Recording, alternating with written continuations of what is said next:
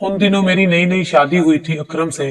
ये मेरी मोहब्बत की शादी थी। वो हमारे दूर के रिश्तेदार भी थे, लेकिन रिश्ता हमारे वालिदैन की मर्जी से ही तय हुआ था।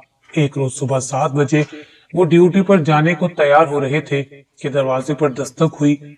शोहर को तैयारी में मसरूफ पाकर मैंने दरवाजा खोला। सामने एक खुश शक्ल जवान साल औरत खस्ता हालत में खड़ी थी।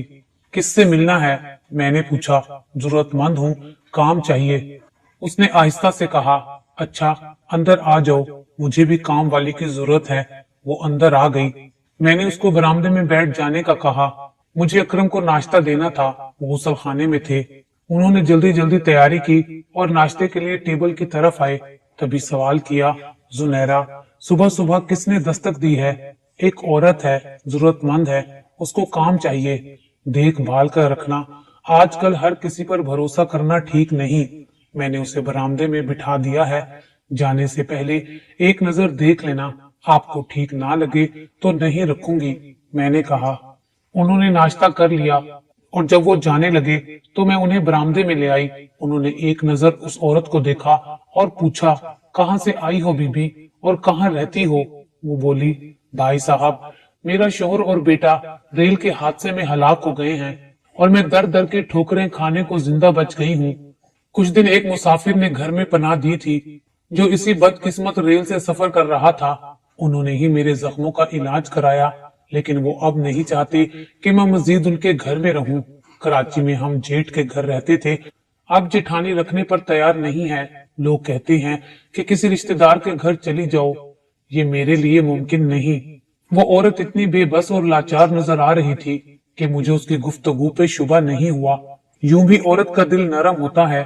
मैंने मचलती निगाहों से शोहर की जानिब देखा। हमारी आंखों ही आंखों में बात हुई। जब वो गाड़ी में बैठकर जाने लगे, हमने ये तय कर लिया कि इस औरत की मदद करनी चाहिए। उसको रहने का ठिकाना भी चाहिए था और हमारे घर में एक ऐसा अलग थलग कमरा व माँ गुसल खाना मौजूद था जिसमें उसको रिहाइश दी जा सकती थी। अकरम रोज ड्यूटी पर चले जाते और रात 12 बजे लौटते। उनको इत्मीनान हो गया कि अब उनकी बीवी अकेली नहीं होगी। एक दुखी औरत भी उसके पास है। उसका नाम जुबैदा था। वो वाकई दुखी थी। हमारे साथ बहुत अच्छी चल रही थी क्योंकि रहने का ठिकाना मिल गया था और पनाह के लिए एक शरीफ घराना। उसकी यही आरजू थी कि इस भरी दुनिया में वो किसी महफूज पनाह गाह में सर छुपा सके। उसको आए 3 माह हुए थे कि मेरे शोहर की तरक्की हो गई। हमने यही शुगन लिया कि ये औरत हमारे लिए मुबारक कदम साबित हुई है। इसके आ जाने से रिज्क व रोजी में बरकत हो गई थी। मैं तो जुबैदा का ख्याल रखती ही थी। मेरे कहने से वो भी सरसरी बात कर लिया करते ताकि वो खुद को हमारे घर में गैर अहम ख्याल ना करे। जुबैदा एक रख रखाव वाली समझदार औरत थी। वो अकरम से कोई फालतू बात नहीं करती थी। उसके आने से हम दोनों बहुत खुश थे क्योंकि वो हमारे लिए खुशकिस्मत साबित हुई थी। वो अपने सारे काम ध्यान से करती। वो मेरा भी ख्याल रखती थी। उसके आदात व अतवार से जाहिर होता था कि किसी अच्छे खानदान से है। बहुत जल्द जुबैदा ने अपने इखलाक से मुझे अपना घरविदा बना लिया। अब तो जो मिलने वाले आते मेरे घर का तरीका सलीका देखकर तारीफ किए बिना ना रहते। तब मैं उनको बताती कि ये मेरा नहीं, मेरी इस मुंह बोली बहन का कमाल है। मैं अकरम से भी जुबैदा की तारीफ किए बिना ना रह सकती थी। उसके आने से मुझे वाकई आराम मिल गया था। एक शाम जब वो घर आए, मैं किचन में थी और उनको जुबैदा दिखाई ना दी, जबकि आम तौर पर वही किचन में और मैं अपने कमरे में होती थी। वो हमको शाम की चाय बना कर देती। जब मैं चाय की ट्रे लेकर अकरम के सामने गई तो उन्होंने पूछा कि तुमने चाय बनाई है, जुबैदा कहाँ है? बीमार है बेचारी, सुबह से उसको बुखार चढ़ा है। क्या दवा नहीं दी? आपका इंतजार कर रही थी। आराम कर ले तो फिर उसको डॉक्टर के पास ले चलते हैं। अकरम ने चाय पी ली और फिर हम उसको डॉक्टर के पास ले गए। दवा वगैरह ली और मैंने जुबैदा को उसके कमरे में ले जाकर लिटा दिया। दवा लेने के बाद वो सो गई। हमने जब रात का खाना खाया तो जुबैदा का ख्याल आया। सोचा अभी जाकर देखती हूँ, जरा सा लेटकर आराम कर लूं। सारे दिन के काम से थकी हुई थी। बिस्तर पर लेटते ही सो गई। मेरे सोने के बाद अकरम ने डॉक्टर की हिदायत के मुताबिक जुबैदा को रात से पहले आखिरी दवा की खुराक दी और मुझे ना जगाया कि मेरी नींद खराब ना हो। दवा देने के बाद जब मेरे शोहर ने थर्मामीटर लगाकर उसका बुखार चेक किया तो वो घबरा गए। वो कड़ा रही थी और बार बार अपना सर तकिए पर पटक रही थी। लगता था कि नींद जान हो रही है। उसकी खराब हालत देखकर उन्होंने सोचा कि एक और पेन किलर खिला दे। जुबैदा ने सुबह से कुछ नहीं खाया था, दूध भी लेने से इनकार कर दिया था। वो मेरे कमरे में आए ताकि मैं जुबैदा का सर दबाऊं या दूध का आधा कप ही उसको पिला दूं ताकि उसकी कमजोरी दूर हो। मैं तो बिस्तर पर ख्वाबों में गुम थी। उठने से इनकार कर दिया। नाचार वो किचन में गए, दूध गर्म किया और कप में डालकर दोबारा जुबैदा के कमरे में गए। उन्होंने उसे सहारा देकर उठाया और कहा, जुबैदा बहन, 2 घूंट दूध पी लो, दवाई लेने से पहले। खाली पेट दवा ना ले सकोगी। उसने दूध तो ना पिया मगर पानी मांगा। अकरम ने उसके लबों से पानी का गिलास लगाया। गोली निकलकर वो फिर से लेट गई, करहाने लगी। डॉक्टर ने हिदायत की थी कि अगर बुखार ना टूटे तो ठंडे पानी से पट्टियां रख लेना, बुखार उतर जाएगा। मेरे जीवन साथी ने कुर्सी उसके सिरहाने के करीब कर ली और उसके माथे पर ठंडे पानी की पट्टियां रखते रहे। वो बोली, भाई, सर दर्द से फटा जा रहा है, आप मेरा सर दबा दें। इंसानी हमदर्दी के पेश नजर वो उसका सर दबाने लगे। इतने में मेरी आंख खुल गई। मुझे जुबैदा की खराब तबीयत के बारे में याद ना रहा था। उन्हें कमरे में ना पाकर मैं कमरे से बाहर आई। वो घर में नजर ना आए। तभी याद आया कि जुबैदा के कमरे में ना हो। वहां गई तो देखा कि वो उसका सर दबा रहे थे। तभी मेरे जिस्म में सनसनी सी दौड़ गई। ये भूल गई कि जुबैदा भी एक इंसान है और इस वक्त उसको एक तिमादार की सख्त जरूरत है।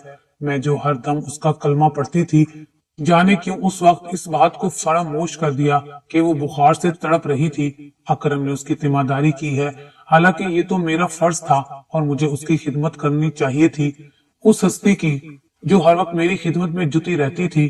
कितनी गैर जिम्मेदारी की बात थी कि तकलीफ के इस वक्त में उसको मैंने फरामोश कर दिया था। सच है कि इंसान बड़ा खुद गर्ज होता है। मैं उस वक्त हमदर्द और खुदा तरस इंसान की बजाय एक रवायती बीवी बन गई और गुस्सैली निगाहों से अपने शोहर को घूरने लगी। तभी वो बुखला गए कि कहीं मैं उन पर शक ना करने लगूं। वो फौरन घबरा कर कुर्सी से उठ खड़े हुए, जबकि जुबैदा ने हम दोनों के एहसास से बेनियाज मेरे शोहर का हाथ पकड़ लिया और बोली, खुदा के लिए मुझे अकेला छोड़कर मत जाइए, वरना मैं मर जाऊंगी। औरत की अकल को क्या कहूँ। वाकई सियानों ने ये भी खूब कहा है कि औरत की अकल उसकी गुद्दी में होती है। मैं ये भुला बैठी कि जुबैदा 104 बुखार में भिनक रही है। उसका हाल तो पूछ लूं।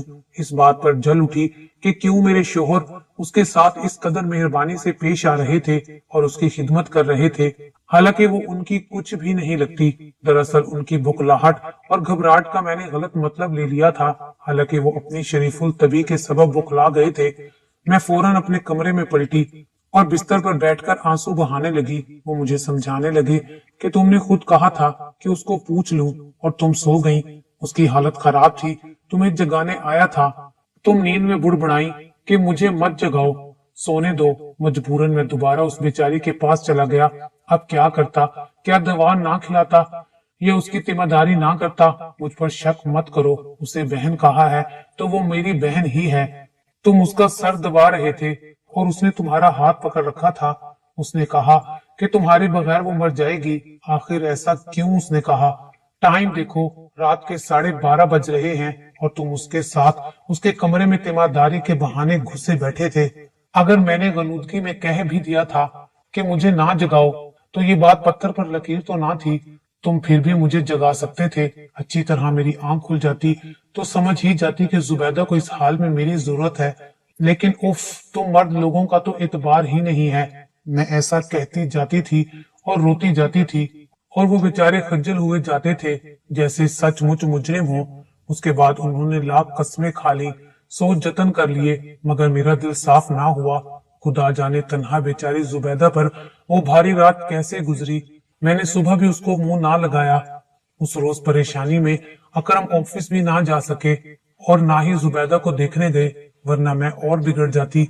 मुझसे कहा कि खुदा का खौफ करो और जाकर उस गरीब को देखो, उसको दवा दो और कुछ खाने को। उनका इतना कहना था कि मैंने झगड़ा शुरू कर दिया कि तुम्हें क्यों मुझसे ज्यादा उसकी फिक्र है। जाहिर है मैं उसको खाना दूंगी ही। तभी अपने भाई को फोन किया, आकर मुझे ले जाओ।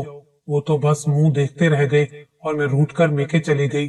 जाते हुए कहा कि मैं जा रही हूँ, अब कर लो तुम अपनी चहीती की तीमारदारी जी भर कर। मेके से एक खत लिखकर अरसाल कर दिया। बेवफा सरताज, मैं तसव्वुर भी ना कर सकती थी कि तुम्हारी मोहब्बत झूठी भी हो सकती है और कभी हम एक दूसरे से जुदा भी हो सकते हैं। अब ये मेरा आखिरी फैसला है कि आप जुबैदा को चलता करें, तभी मैं उस घर में दोबारा कदम रखूंगी, वरना हम अपनी जुदाई को तकदीर का फैसला समझकर कबूल कर लेंगे। फकत सुनहरा। अकरम को खत मिला तो बहुत परेशान हो गए कि जिस दुखी औरत को उन्होंने अपने घर की छत तले पनाह दी थी, उसको वो अब कैसे घर से निकाल दे। 2 माह इसी कश्मकश में गुजर गए। मेरे जाते ही उन्होंने अपनी बड़ी बहन को लाहौर से बुलवा लिया था, जो बेवा थी और अपने बेटे के साथ रहती थी। ताहम वो कब तक रहती? उन्होंने नाव तो मेरे रूठ कर जाने की वजह अपनी आपा को बताई और ना जुबैदा को, कि कहीं वो परेशान ना हो जाए, क्योंकि उसका तो कोई ठिकाना नहीं था। अपने तौर पर मुझे मनाने की कोशिशें करते रहे, लेकिन औरत का औरत से हसद इतना बुरा होता है कि घर का सुख चैन, अपना आशियाना हर शय तबाह कर लेती है। मैंने भी अकल से पैदल अहमक बीवी जैसा किरदार अपनाया, अपनी अना के आगे हर शय को रोन डाला। इतनी संगदिल हो गई कि उस बेनवा की बेबसी और बेचारगी का ख्याल भी ना किया, जिसका इस दुनिया में अब हमारे सिवा कोई ना था। उन दिनों अकरम बहुत परेशान थे। उनको मुझसे मोहब्बत थी, जैसा कि कह चुकी हूँ, ये हमारी मोहब्बत की शादी थी। मैं उनके घर की ही नहीं, दिल की भी मलका थी। जो मेरी हैसियत थी वो जुबैदा की तो ना थी, लेकिन उनका जमीर उन्हें परेशान करता रहा। वो क्यों कर उसको कह देते कि मेरी बीवी तुम्हारी वजह से घर छोड़कर चली गई है, लिहाजा अब तुम मेरे घर से चली जाओ। वो उनको सदके दिल से भाई कहती थी, अपना मुहाफिज समझती थी। लेकिन ये जो कहते हैं कि पराया दिल परदेस, उसके दिल की तो वो ही जानती थी। भला हम कैसे जान सकते थे? वो बेखबर नहीं, जानती थी कि मैंने उस पर कितना घटिया इल्जाम लगाया है। बिलाखिर जब मेरी नंद ने अपने घर वापस जाने पर इसरार किया तो अकरम ने कहा कि तुम जुनैरा के मेके चली जाओ, तो जाकर उसको किसी तरह मनाकर घर ले आओ। आपा सारा मेरे मेके आई और घर चलने को कहा। मैं रोने लगी, क्योंकि मैं कौन सा मेके में रहने से खुश थी। मुझे अकरम की जुदाई का दर्द सताता था और जुबैदा से उनके ताल्लुक का सोचकर रकाबत की आग दिन रात अंगारों पर लुटाती थी। बिलाखिर मुझे सारा आपा को बताना ही पड़ा कि किस कारण मैंने ये कदम उठाया था। सारा आपा सारा मामला समझ गई। अपने भाई के बारे में जानती थी कि वो जुबैदा को कभी जुबान से नहीं कहेंगे कि तुम मेरे घर से चली जाओ, क्योंकि उन्होंने जुबैदा के जेठ से राब्ता किया था। उन्होंने उसको अपने घर रखने से इनकार कर दिया था और वजह भी बता दी थी कि उसकी बीवी जुबैदा को रखने से इनकारी है, वरना वो जरूर बेवा भाभी को घर पनाह दे देता। आपा ने अकरम को कुछ ना कहा, लेकिन जुबैदा को इत्माद में लिया। उसको समझाया कि तुम्हारी वजह से मेरी भाभी घर से चली गई हैं। अगर उनमें तलाक हो गई तो मेरे भाई का घर उजड़ जाएगा। अगरचे ये उनकी मोहब्बत की शादी है, लेकिन जुनैरा भाभी बहुत जिद्दी औरत है। उस जैसी औरत जब किसी बात को अना का मसला बना ले तो फिर उसको मनाना मुश्किल होता है। जुबैदा के वहमो गुमान में ना था कि उस पर शक की बिना से मैं रूठ कर मेके गई हूँ। वो तो यही समझ रही थी कि साहब और बेगम का कोई अपना आपस का मामला है। वो रोने लगी। आपा ने उसे तसल्ली दी कि रो मत, अगर तुम उनका घर बचाना चाहती हो तो मेरे साथ चलो, मैं तुम्हें अपने घर रखने पर तैयार हूँ। मेरा बड़ा सा घर है, बेटा अच्छी नौकरी पर है, तुम वहां ज्यादा सुखी रहोगी। मैं तुम्हारा हर तरह से ख्याल रखूंगी, तुम फिक्र मत करो। आपा के बेटे की अभी शादी ना हुई थी, उनका यूं भी अकेले घर में जी ना लगता था। फिर जुबैदा ऐसी खिदमतगार सलीका मंद औरत, उनको और क्या चाहिए था। अकरम ने भी इसी में आफियत जानी कि अगर आपा उसको रखने पर तैयार हैं तो ये मसले का बहुत अच्छा हल है। वो उसको अपने घर लाहौर ले गई और मेरी शर्त भी पूरी हो गई कि जुबैदा घर में रहेगी या मैं। वो चली गई तो मैं अपने घर लौट कर आ गई और सुकून का सांस लिया, क्योंकि शक का जो नाक दिन रात मुझे डसने लगा था, जुबैदा को सामने देखकर और जहर उबाल बन जाता। जाने तब मेरा जुबैदा से सलूक कितना बुरा हो जाता। अच्छा हुआ कि उसको भी ठिकाना मिला और मैं भी फिर से अपने घर की मालिका बन गई। जुबैदा उढेर उम्र औरत थी। आप और उनका बेटा उसकी इज्जत करते। वो उनके सारे घर का काम करती, उनको सुखो आराम पहुंचाती, तो 2 वक्त की रोटी सुकून से उसको मुयस्सर आ रही थी। आपा के घर जुबैदा को किसी किस्म की तकलीफ या शिकायत ना थी। वो वहां भी सब्र और शुक्र से रहने लगी। उसके वहां जा रहने के 3 साल बाद आपा ने फरूख की शादी कर दी और उनकी बहू घर आ गई। शुरू में फरूख की बीवी नाइला का रवैया जुबैदा के साथ ठीक रहा। जो जो वक्त गुजरने लगा वो जुबैदा से खार खाने लगी। आपा का रवैया उसके साथ इज्जत व एहतराम और मोहब्बत भरा था, और जो काम मोहब्बत से कराया जाए वो दूसरा दिल से करता है। फरूख की बीवी नाइला इस मिजाज की ना थी। वो कहती कि अगर ये मुलाजमा है तो फिर अपनी औकात में रखे, ये क्यों हमारे बराबर बैठती है, खाना किचन में जाकर चौकी पर बैठकर खाए।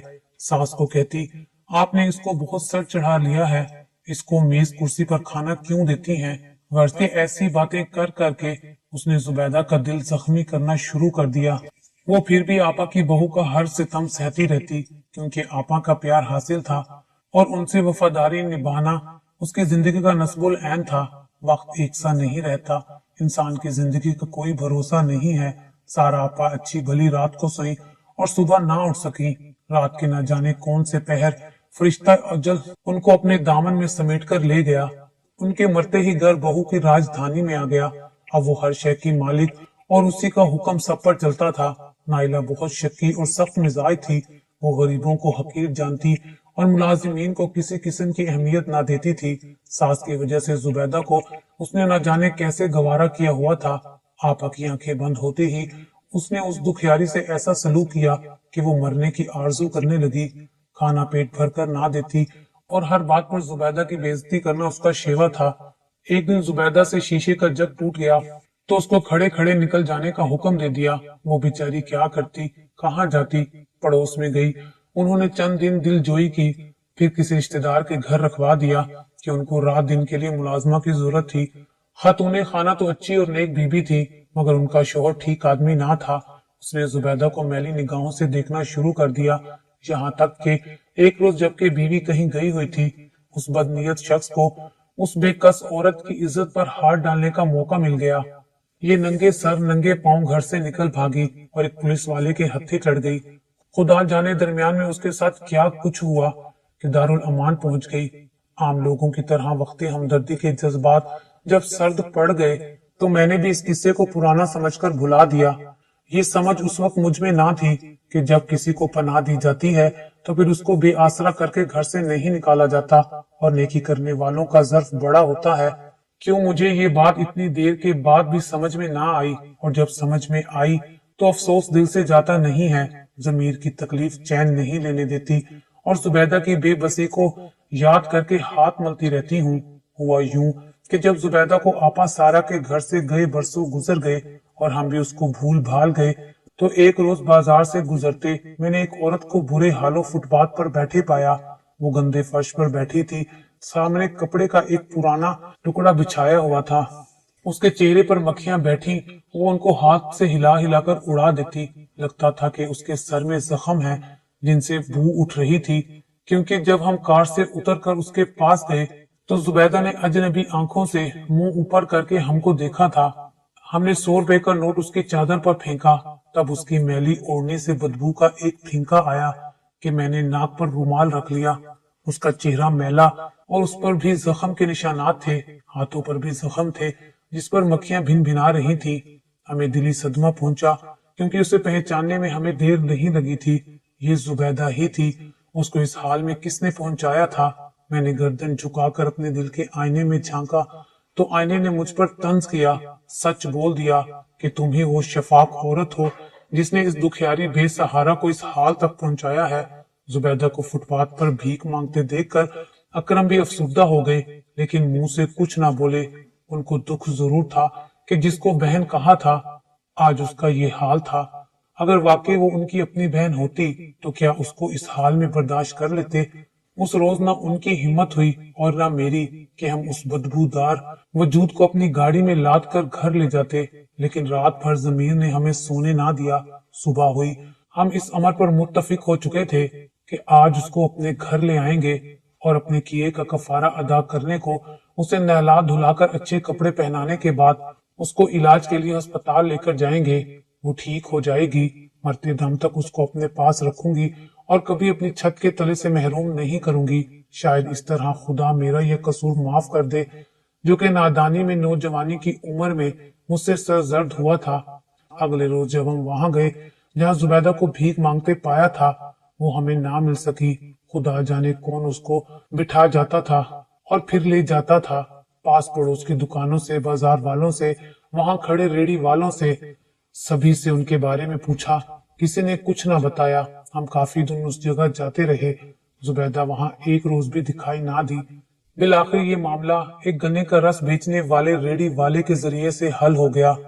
वो उस जगह के करीब रेडी लगाता था। उसने बताया कि गन्ने का मौसम खत्म हो गया था तो मैं गांव चला गया था। अब मौसम वापिस आ गया है। यही जगह मेरा ठिया है।